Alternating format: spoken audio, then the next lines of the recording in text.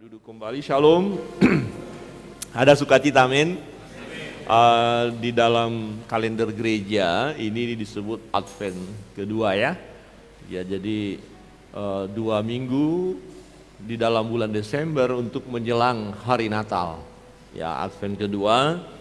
Nah, tema secara nasional, tema Natal tahun ini adalah mari kita pergi ke Bethlehem. Ya, mari kita pergi ke Bethlehem. Jadi ada dasar firman-Nya, ada apa di Bethlehem? Ya, ada apa ya dengan Bethlehem? Ini satu peristiwa sejarah yang tidak dapat dilupakan. Artinya ini kisah nyata.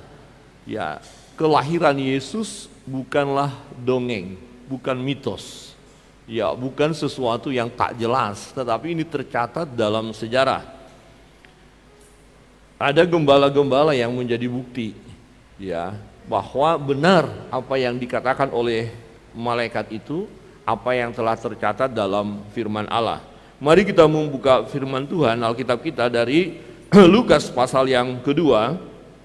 Di ayat 8 saya membaca, kemudian ayat 9 Bapak Ibu dan Saudara yang terkasih dalam Tuhan sampai kepada ayat yang ke-20.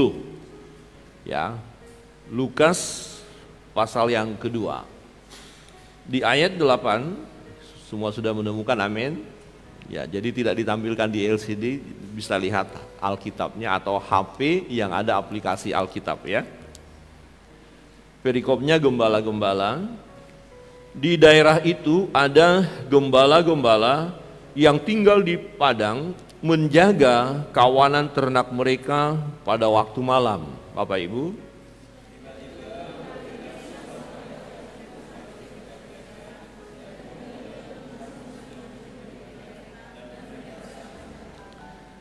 lalu kata malaikat itu kepada mereka, "Jangan takut, sebab sesungguhnya aku memberitakan kepadamu kesukaan besar untuk seluruh bangsa.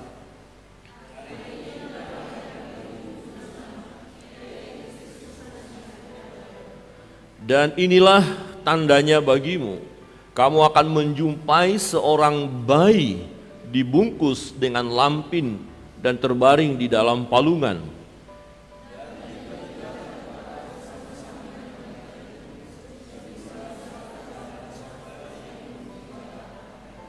Kemuliaan bagi Allah di tempat yang maha tinggi dan damai sejahtera di bumi di antara manusia yang berkenan kepadanya."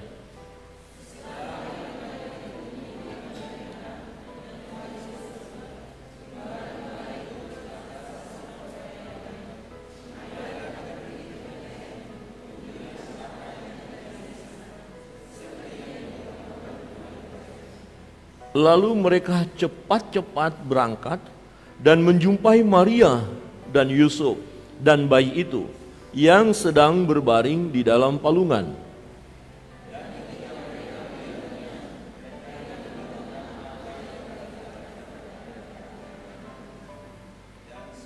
Dan semua orang yang mendengarnya heran tentang apa yang dikatakan gembala-gembala itu kepada mereka.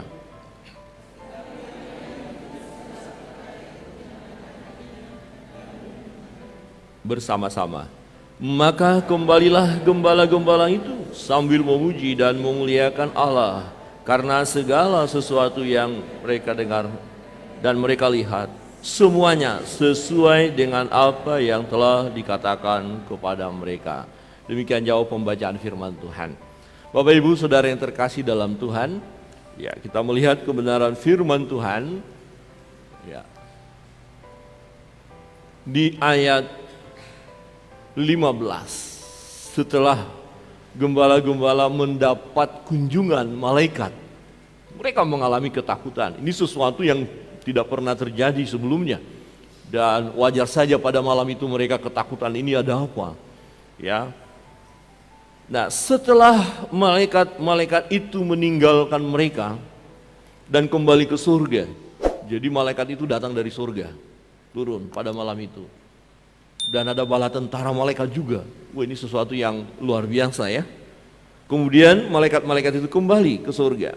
Nah, gembala-gembala itu berkata seorang kepada yang lain, marilah kita pergi ke Bethlehem. Untuk apa mereka pergi ke Bethlehem? Jelas dikatakan untuk melihat apa yang terjadi di sana. Ada apa di Bethlehem itu? Bethlehem sebelumnya nggak dikenal, itu kota kecil, desa kecil, ya. Dikatakan yang terkecil di antara yang lain. Ya. Untuk melihat apa yang terjadi di sana. Seperti yang diberitahukan Tuhan kepada kita. Ya, melalui malaikat itu diberitahukan kepada gembala-gembala. Tiap-tiap tahun ini dibaca. Tiap-tiap tahun orang-orang Kristen ya mengetahui peristiwa ya gembala-gembala pergi ke Bethlehem ya, yang sesungguhnya kalau kita ya umat percaya diingatkan tentang Bethlehem, yaitu tempat kelahiran Yesus, yang semestinya iman orang percaya semakin ya bertumbuh, semakin kuat, semakin tak tergoncangkan, ya semakin solid, semakin mantap mengikuti Yesus. Tetapi fakta menunjukkan ada orang-orang Kristen, orang-orang percaya yang menyebut dirinya sebagai pengikut Kristus, sudah aktif bahkan di gereja, bahkan melayani Tuhan, akhirnya mundur, tergoncang, meninggalkan Yesus. Dan ternyata ya salah satu ya tanda akhir zaman adalah ada orang-orang yang menolak Yesus sebagai Tuhan, mulai mencari siapa sebenarnya Tuhan yang sesungguhnya. Oh, banyak sekali pengajaran. Bahkan ada yang berkata, saya sudah menemukan kebenaran itu. Saya sudah menemukan di sini, di keyakinan saya yang baru inilah kebenaran itu. Wow, padahal dia sebelumnya adalah orang percaya. Bukan hanya sebatas dia sebagai jemaat, tapi dia sudah menjadi pelayan Tuhan, hamba Tuhan, sekolah teologi. Tetapi kemudian dia berkata, saya sudah menemukan keyakinan yang baru, yang saya yakin inilah kebenaran itu. Tanda akhir zaman. Dan itu akan terus, kalau kita belajar, kemarin kita sudah belajar tanda-tanda akhir zaman, salah satunya kan kita sudah belajar, dan ini juga akan muncul, ya, pengajar-pengajar palsu atau guru-guru palsu yang menyesatkan, ya, guru-guru palsu menyesatkan, dan mereka dikendalikan oleh roh antikristus. Ya, roh antikristus yang tidak percaya kepada Kristus, tidak percaya kepada Yesus, tidak percaya kepada Natal. Natal adalah ya peristiwa penting, Allah datang ke dunia menjadi manusia, tapi mereka tidak percaya Natal. Jadi kalau orang tidak percaya Natal berarti tidak percaya kepada Yesus Kristus. Ya, dan itu akan terus, ajaran-ajaran ini akan terus mengalir, ya. Dan ada juga yang berkata, ya, bahwa Yesus adalah salah satu jalan keselamatan. Jadi ada jalan yang lain. Ya, mungkin Bapak Ibu pernah mendengar, ya, ada banyak jalan menuju Roma. Tapi persoalannya kita bukan ke Roma, kita mau ke surga. Siapa yang bisa membawa kita ke surga? Yaitu Dia yang dari surga. Siapa Dia yang dari surga? Apakah ada pribadi lain? Coba kita melihat Yohanes 3. Ya, mari kita buka Alkitab kita. Ini sangat penting bagi kita. Yohanes pasal yang ketiga di ayat 13. Yohanes pasal 3 ayat 13. Sudah menemukan? 1, 2, 3. Tidak ada seorang pun yang telah naik ke surga selain daripada Dia yang telah turun dari surga, yaitu Anak Manusia. Tidak ada seorang pun. Jadi kalau ada yang lain ngaku-ngaku dia sudah dari surga, kemudian dia mau ajak kita ke surga, surga yang mana? Karena ayat ini berkata, surga tempat di mana kemuliaan Allah itu, hanya Yesus yang dari sana, dan dia sudah kembali ke sana dan akan datang untuk kedua kali.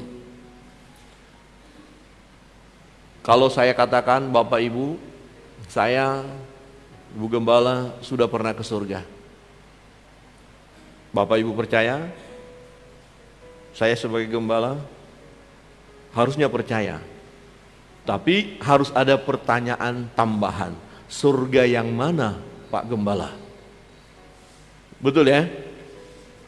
Saya, Ibu Gembala, sudah pernah ke surga. Percaya Bapak Ibu? Bapak Ibu harus bertanya, surga yang mana? Begitu ya? Jadi kalau ada yang nawarkan surga, surga yang mana dulu? Saya dan Ibu Gembala sudah pernah ke surga. Silakan bertanya. Ya, surga yang ada di Singaraja. Jadi dari Seririt kita naik, namanya Dusun Surga. Di situ ada Gekri Ebenezer, ya Seririt. Jadi kita naik ke atas. Benar, surga itu di atas. Dulu pertama kali mungkin 20 tahun yang lalu kita ke sana.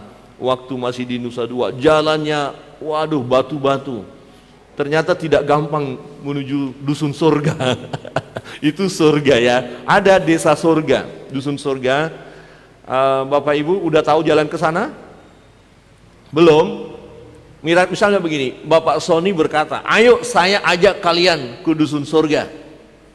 Kemudian saya berkata, ayo saya bawa kalian ke Dusun Surga. Saudara mau ikut Bapak Sony atau saya? Saya sudah pernah ke Dusun Surga itu, Pak Sony belum. Saudara, Bapak Ibu mau ikut siapa? Pak Sony atau Pak Gembala? Ya, keputusan Bapak Ibu tepat. Kalau berkata ikut Pak Sony, keterlaluan. Ya orang sudah nggak pernah ke sana kok ikut itu. Jadi kalau ada nawarkan surga-surga lain, tanya dulu surga yang mana.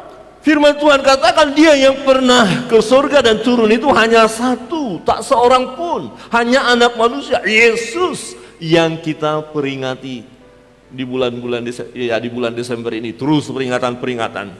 Tetapi ada orang berkata ada jalan lain. Hati-hati kalau ada yang mengajarkan ada jalan yang lain. Itu tidak benar. Hanya satu jalan. Yesus berkata, akulah jalan dan kebenaran dan hidup.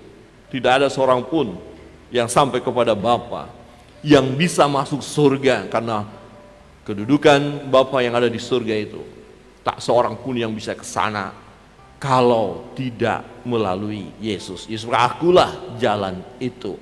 Tetapi di akhir zaman ada yang tidak percaya Natal, artinya menolak Yesus. Nah, bagaimana mungkin Allah menjadi manusia? Ini terlalu sulit dijelaskan secara rasio. Yang jelas kalau ada orang yang lahir mesti ada papa mamanya. Ya, artinya melalui hubungan suami istri. Tetapi Yesus datang ke dunia, dia adalah Allah, jelas. Ya, dia dilahirkan oleh perawan Maria. Maka Maria berkata, bagaimana mungkin itu terjadi? Bagaimana mungkin saya hamil? Saya tidak kenal laki-laki, artinya belum melakukan hubungan suami istri. Jadi firman Tuhan telah menubuatkan bahwa seorang perempuan muda yang dimaksud adalah seorang perawan. Itu tandanya. Itulah Mesias yang akan datang itu. Itulah raja di atas segala raja. Ya, dan Natal. Ya, peristiwa penting, tetapi banyak orang menolak. Bagaimana mungkin Allah menjadi manusia? Tidak ada yang tidak mungkin bagi Allah. Amin. Itu cara yang Allah buat. Bagaimana dia datang ke dunia. Di dalam kitab Filipi nanti kita belajar, dia mengosongkan diri atau menghampakan dirinya, merendahkan dirinya menjadi manusia. Jadi waktu dia datang lahir di kandang domba yang hina itu, dia merendahkan diri, padahal dia adalah raja di atas segala raja. Waspada dengan ajaran-ajaran itu. Tetapi sebanyak apapun pengajaran yang akan meragukan iman percaya kita kepada Yesus, seberapa gencarnya ajaran itu, kita tidak boleh tergoncangkan, kita tidak boleh mengalami kebimbangan bahwa Natal itu benar adanya. Amin. Natal itu benar adanya. Walaupun ada banyak orang mengejar tentang tanggalnya, bulannya. Mulai orang mau mencoba diragukan tentang keberadaan Natal itu. Ya, kemarin kami mengikuti satu penjelasan dari Bapak Bambang Nurseno, yaitu udah lama diangkat dan diungkapkan lagi karena begitu banyak orang bertanya. Dan ternyata dia dapat membuktikan. Jadi tanggal 25 itu sesuatu yang sangat tepat ya untuk kelahiran itu. Jadi peristiwa itu penting, dia sudah ungkapkan, dia gali artikel-artikel lama, tulisan-tulisan lama di abad-abad pertama itu dia dapatkan, ditunjukkan. Dan dia mengatakan kenapa ada isu dengan salju lah, akhirnya di bulan April lah, di segala macam, itu karena pengaruh dari Barat Eropa. Tetapi buku yang lebih tua menunjukkan bahwa betul ya tanggal itu. Ya artinya jangan kita bimbang kalaupun dikejar tentang itu. Ya, kita tidak boleh tergoncangkan. Nah, peristiwa gembala-gembala pergi ke Bethlehem menjadi bukti bagi kita untuk mempertahankan iman percaya kita. Jadi Natal itu iya dan amin. Amin.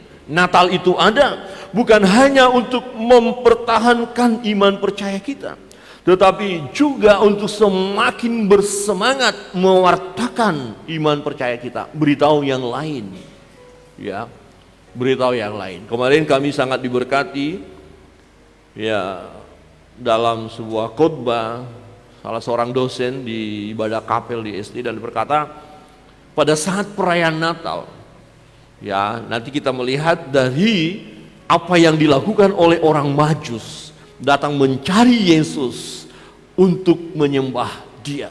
Jadi diingatkan Natal bukan untuk pesta pora, Natal bukan untuk sesuatu yang wah, tidak, tapi Natal untuk mengingatkan kita menyembah Dia. Dan masih banyak orang yang belum menyembah Dia. Maka orang-orang percaya harus punya hati untuk membawa orang-orang lain datang kepada Tuhan pada saat Natal itu, mengingatkan mereka bahwa mereka pun menyembah Raja di atas segala raja. Saudara yang terkasih dalam Tuhan, melalui peristiwa gembala-gembala pergi ke Bethlehem ya akan menguatkan iman percaya kita. Kebenaran yang pertama ya, satu bukti ya, bisa lanjut LCD-nya bisa ya. Yang pertama Bethlehem, ayo ya klik lagi nih. Nah, Bethlehem adalah bukti sejarah bahwa Allah datang ke dalam dunia menjadi sama dengan manusia. Jadi tempat itu ada. Ya. Apa artinya marilah kita ke Bethlehem? Dan ada apa di Bethlehem? Bethlehem adalah satu tempat di mana peristiwa kelahiran Yesus itu ya itu real, itu nyata, itu ada. Bethlehem itu ada, bisa dicari tempatnya. Sekarang pun tempat itu ada. Dan waktu malaikat berkata bahwa Dia lahir di Bethlehem, maka gembala-gembala berkata, marilah kita pergi ke Bethlehem. Ada apa? Mau membuktikan bahwa peristiwa yang penting yang bersejarah itu terjadi di Bethlehem, bukan di tempat lain. Jadi kalau ada orang menceritakan ada juru selamat, tapi bersumber atau berasal dari tempat lain, bukan dari Bethlehem, sesungguhnya itu bukan juru selamat. Juru selamat itu lahir di Bethlehem. Wow, waktu orang Majus mempelajari tentang peristiwa kelahiran Yesus dan mereka dituntun oleh bintang itu, kemudian mereka masuk ke Israel, ke Yerusalem, tapi sebelum ke Bethlehem berjumpa dengan Herodes. Dan mereka berkata, kami mau mencari di mana raja yang lahir itu. Nah kemudian Herodes berkata, apakah ada raja yang ada. Kami sudah melihat bintangnya. Kemudian Raja Herodes dengan diam-diam mencari ahli-ahli Taurat, orang-orang terpelajar yang mengetahui kitab suci dan berkata, coba kasih tahu, benarkah ada raja yang lahir? Benarkah peristiwa yang dikatakan oleh orang-orang Majus itu? Memang Herodes berkata kepada orang Majus, silakan kalian pergi. Kalau betul-betul ada, beritahu kami ya, supaya saya pun mau menyembah dia. Tapi itu bohong. Ya, bukan mau menyembah Yesus, tapi dia datang mau membunuh Yesus karena dia merasa disaingi, saya raja. Tetapi apa yang terjadi ketika Herodes memanggil ahli-ahli Taurat dan ahli-ahli Taurat itu memberitahukan, betul sudah ada tertulis. Kalau kita melihat di dalam Matius itu ya, jelas sekali. Ya, kita lihat sebentar. Orang-orang Majus ketika datang,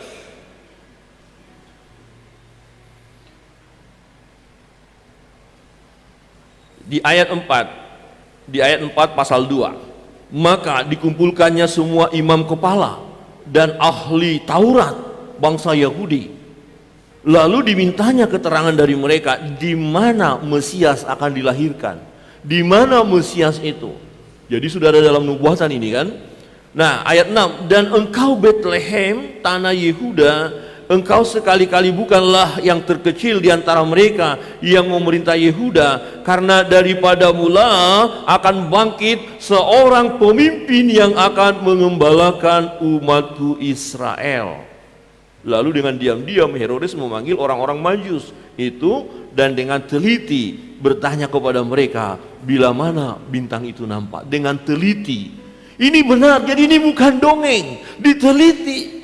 Ahli-ahli Taurat, imam-imam meneliti. Ini raja loh yang minta, nggak mungkin mereka main-main.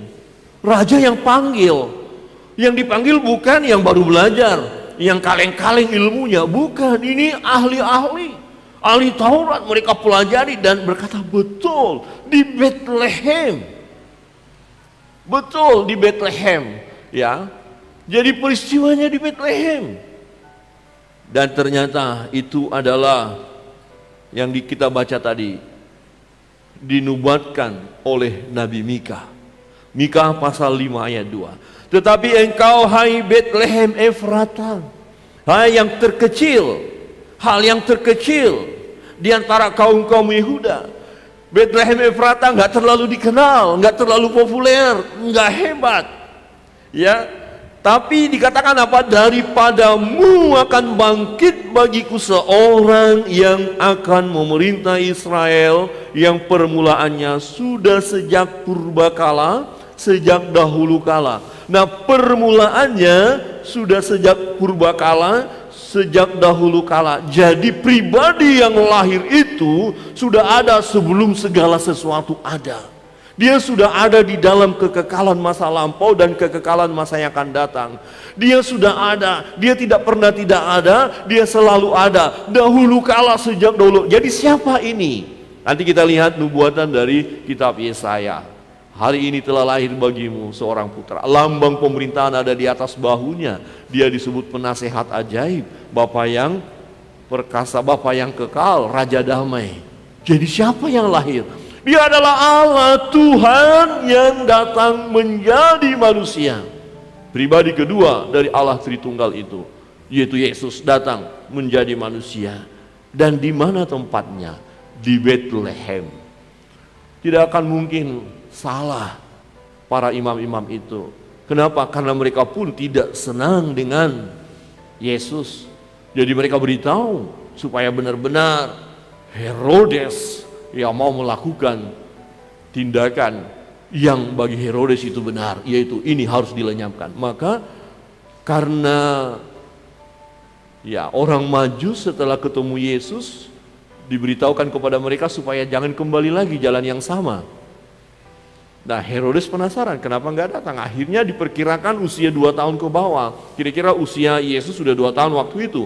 Maka usia 2 tahun, anak-anak 2 tahun ke bawah semua dibunuh. Tetapi lihat, ya Tuhan beritahu kepada Yusuf melalui mimpi itu, bawa anak itu ke Mesir.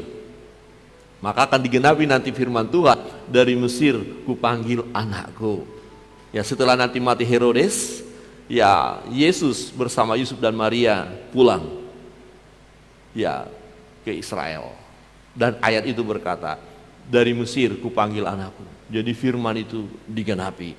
Saudara yang terkasih dalam Tuhan, tempat itu ada. Marilah kita ke Bethlehem, menjadi satu bukti bahwa ini adalah satu peristiwa penting, peristiwa yang bersejarah. Ini satu kebenaran, ini bukan dongeng. Jadi kalau saudara dan saya percaya ada Natal, percaya kepada Yesus, Dia adalah Allah yang datang ke dunia menjadi manusia, berarti kita tidak percaya kepada sesuatu yang dongeng, karena ini kisah nyata, ini kebenaran. Jadi kita percaya kepada kebenaran.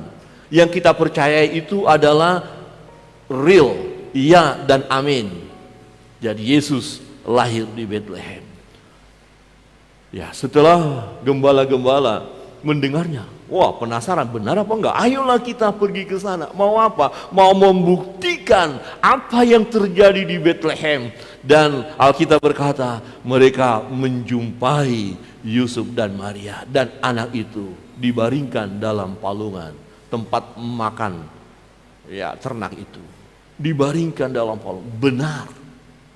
Jadi Bapak Ibu, saudara yang terkasih dalam Tuhan, semakin hari semakin terus bertambah bulan tahun, dan ketika tiba Natal, ya berita ini dikumandangkan, tentu kita semakin percaya dan tidak bimbang bahwa betul Yesus Kristus Tuhan kita. Saudara dan saya tidak salah mempercayai Dia. Iman kita adalah iman yang benar. Amin. Ya. Kebenaran yang kedua, bahwa ke Bethlehem, pergi ke Bethlehem.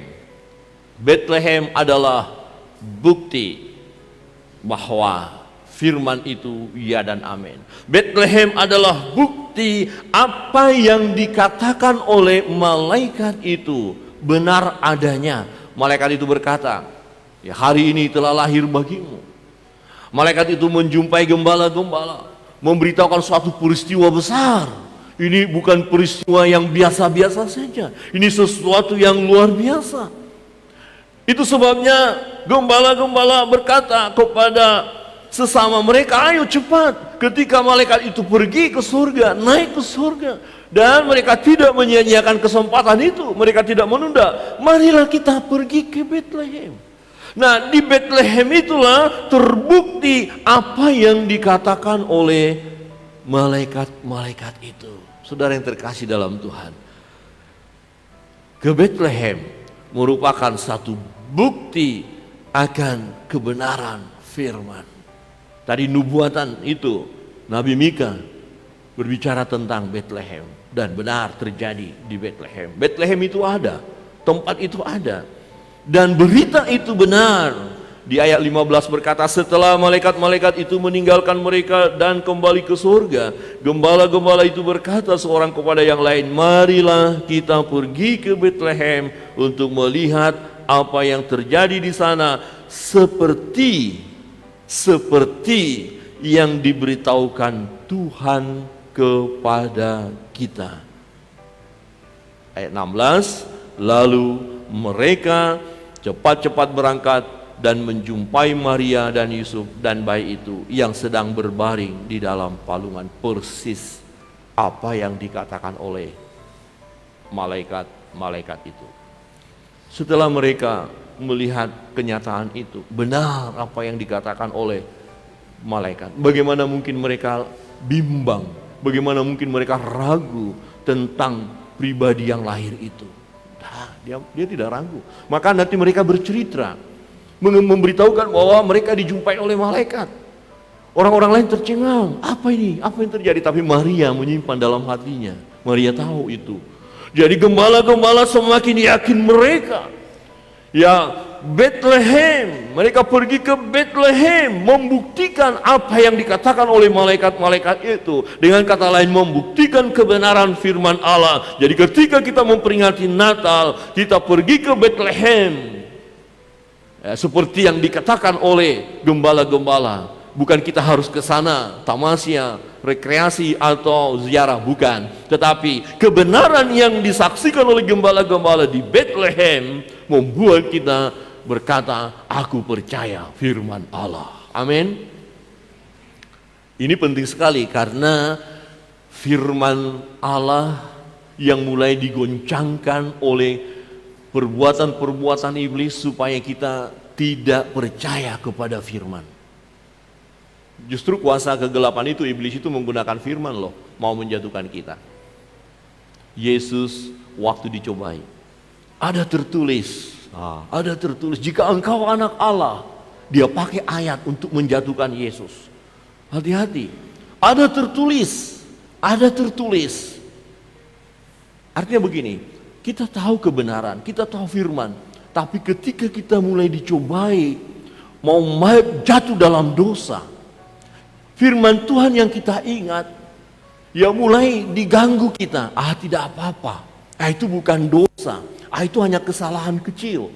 Maka hati-hati pengajaran yang berkata, dosa tidak dipandang sebagai dosa, tapi sebagai kesalahan. Itu merendahkan. Sehingga orang, ya nggak apa-apa, kalau salah nanti ya minta maaf saja, selesai.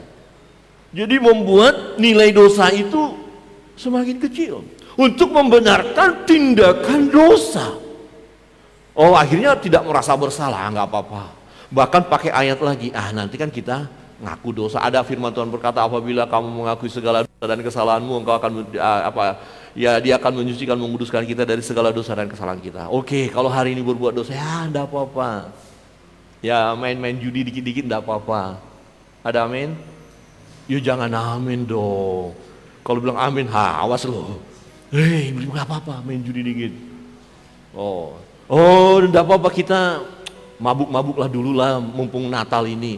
Aneh ya, saya ingat waktu saya anak muda, ini saya loh, bukan Bapak Ibu loh ya. Saya tidak ngomongin Bapak Ibu loh. Jangan nanti Pak Pendeta, awas kau. Jangan, ini saya ngomongin diri saya waktu itu. Jadi waktu kami anak muda, perayaan Natal kami mesti minum. Mesti ada, dan orang tua tahu, dan orang tua bilang nggak apa-apa, sekali-sekali. Ini mumpung Natal, udahlah. Betul, nggak ada yang dimarahin. Coba hari-hari lain mabuk, habis kita dipukul. Kau mabuk, kau belum bisa dapat uang, udah mabuk, dipukuli kita. Tapi pada saat Natal, dia tahu, orang tua tahu kita kelompok anak muda minum. Nggak apa-apalah, sekali-sekali. Mumpung Natal. Jadi mumpung Natal kita mabuk-mabuk ya. Bagaimana? Hati-hati, itu pengajaran yang tidak benar. Ya, jadi firman Tuhan iya dan amin. Kalau dosa ya dosa. Ya kalau ya tidak, kalau tidak. Jangan kompromi.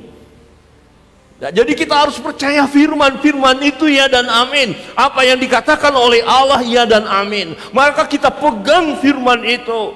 Para gembala pergi ke Bethlehem membuktikan kebenaran, dan mereka sudah tahu kebenaran itu. Mereka dapatkan kebenaran itu. Mereka semakin yakin tentang berita itu, dan mereka percaya kepada berita itu, dan mereka tidak tergoncangkan. Bahkan mereka beritahu kepada orang lain tentang berita itu. Firman Tuhan, ya dan amin. Mereka cepat-cepat pergi berangkat dan menjumpai. Ya, Yusuf ada, Maria ada, bayi itu ada, terbaring di dalam palungan. Wow, dahsyat banget. Kalau kita sudah membuktikan firman, bagaimana mungkin kita meragukan firman itu oleh karena ada pengajaran yang lain? Bagaimana mungkin kemudian kita ragukan firman karena ada problem dalam hidup kita, karena ada tantangan? Jadi dalam segala situasi, segala kondisi apapun, firman yang kita pegang, firman yang kita yakini, jangan pernah kita ragukan. Bahkan jangan sampai kita buat firman itu ya memiliki nilai yang lebih rendah supaya kita bisa ya melakukan hal-hal yang melanggar firman. Jangan. Firman ya dan amin. Apa artinya? Pergi ke Bethlehem, membuktikan firman, dan firman itu terbukti. Apa yang dikatakan oleh malaikat-malaikat itu benar adanya. Saudara yang terkasih di dalam Tuhan, kebenaran yang ketiga, Bethlehem Marilah kita pergi ke Bethlehem. Nah, Bethlehem bukti sukacita dari Allah. Ada apa di Bethlehem? Ya, tempat yang kecil, yang hina itu, ada apa?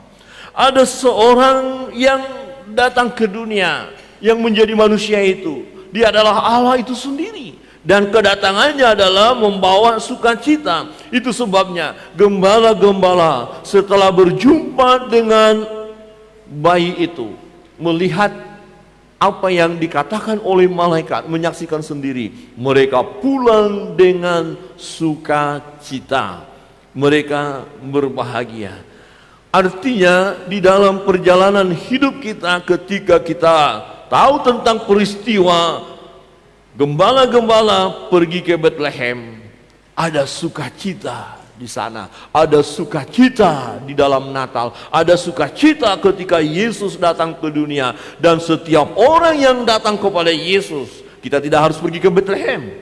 Bethlehem itu satu peristiwa yang sudah terjadi, Yesus datang ke dunia. Tetapi yang terpenting kita percaya kepada Yesus, datang kepada Yesus, maka kita akan mengalami sukacita. Jadi Natal itu membawa sukacita besar. Amin. Membawa sukacita besar. Bethlehem membawa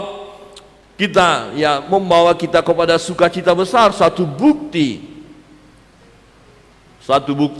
bahwa peristiwa itu benar terjadi, benar adanya. Saudara yang terkasih dalam Tuhan, ya, kita melihat gembala-gembala ke Bethlehem. Mereka menyaksikan sendiri dan benar terjadi. Di ayat 14, ya, kalau kita melihat berita itu, jadi tidak hanya karena telah terbukti dari apa yang dikatakan oleh malaikat-malaikat, tapi terbukti isi dari berita itu. Apa sih isi berita itu? Ya, di ayat 14 tadi, kemuliaan bagi Allah di tempat yang maha tinggi dan damai sejahtera di bumi di antara manusia yang berkenan kepadanya. Jadi dia membawa damai sejahtera di bumi di antara manusia, membawa damai sejahtera bagi saudara dan saya, membawa damai sejahtera bagi kita. Oleh karena kita percaya kepada Dia, maka Dia berkenan kepada kita, kita berkenan kepada Dia.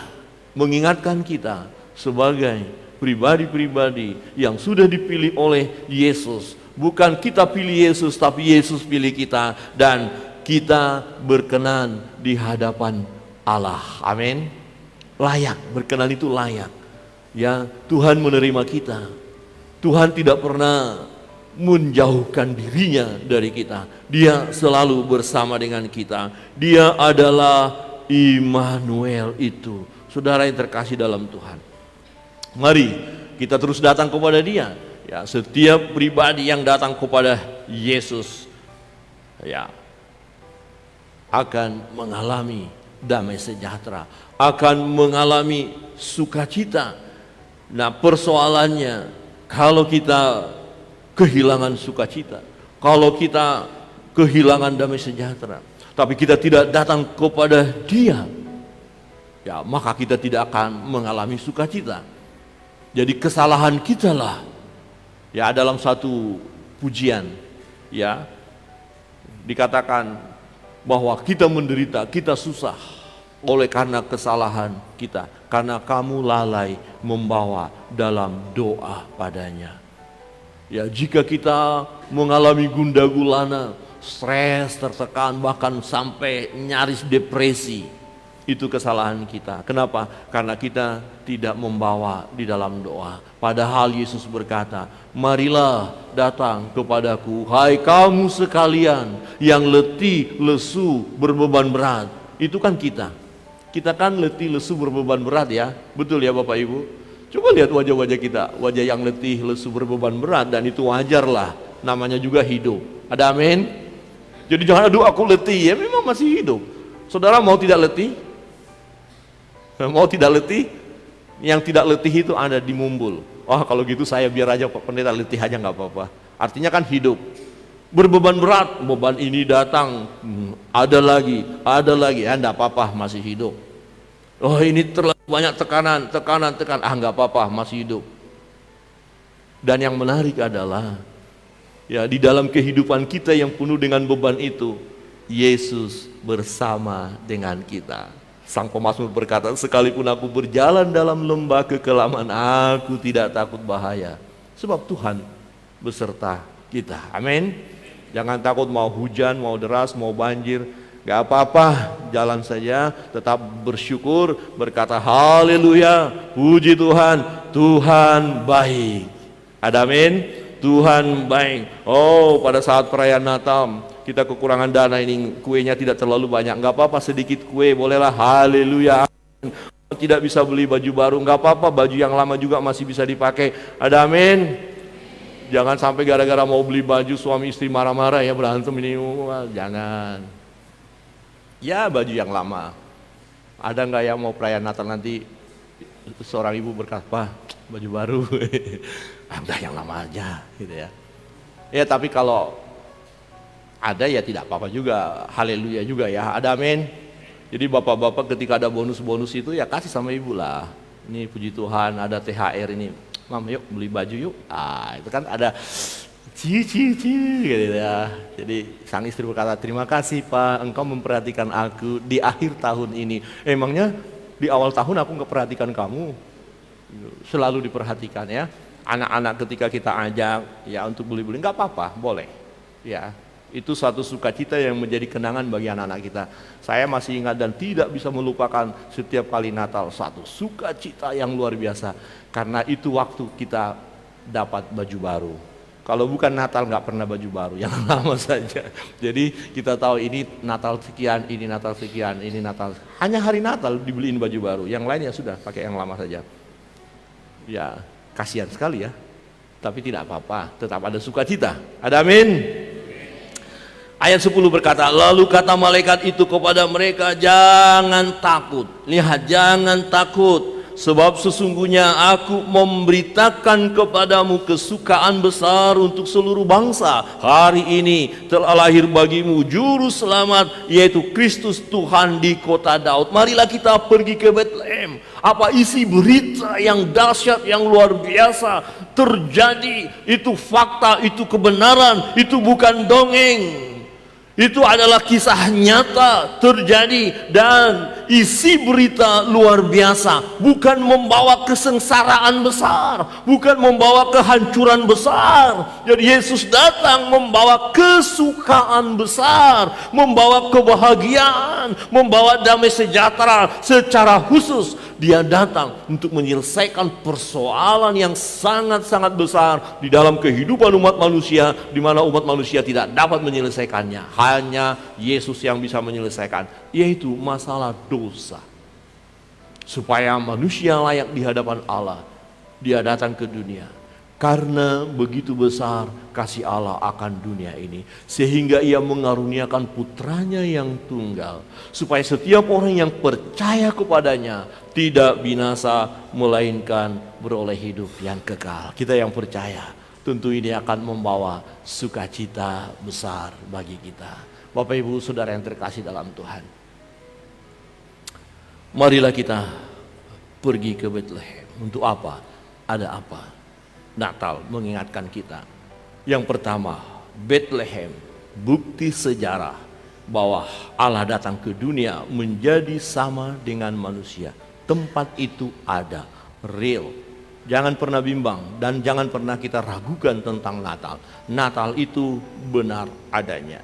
Yang kedua, Bethlehem, bukti kebenaran firman. Firman itu iya dan amin. Apa yang dikatakan oleh malaikat benar adanya. Apa yang disampaikan oleh nabi sebelumnya yang telah dinubuatkan, itu Nabi Mika, benar di tempat itu ada, dan berita itu benar. Bethlehem, bukti sukacita dari Allah. Ya, karena isi berita itu adalah kesukaan bagi semua bangsa, kesukaan kepada semua orang, kesukaan bagi kita, yaitu kita ya yang berkenan kepada Dia. Di ayat 20 berkata, maka kembalilah gembala-gembala itu sambil memuji dan memuliakan Allah, karena segala sesuatu yang mereka dengar dan mereka lihat semuanya sesuai dengan apa yang telah dikatakan kepada mereka.